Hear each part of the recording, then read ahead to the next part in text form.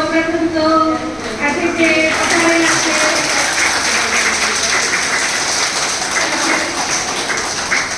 આપણી વચ્ચે આજે જે ઉપસ્થિત છે દાતા, જે આ બધી જ વસ્તુ તમારા માટે લઈ આવ્યા છે, એનું એક રીઝન છે, કારણ છે, હું તમને અહીંયા બતાવું છું. સરસ મજાની આજ ખુશીનો દિવસ છે. પરેશભાઈ દવે, જે દવે સાહેબ છે એ કસ્ટમ ઓફિસર છે, એમના ધર્મપત્ની બીનાબેન દવે બેંકમાં એ પણ ઓફિસર છે, બેંકમાં સર્વિસ કરે છે.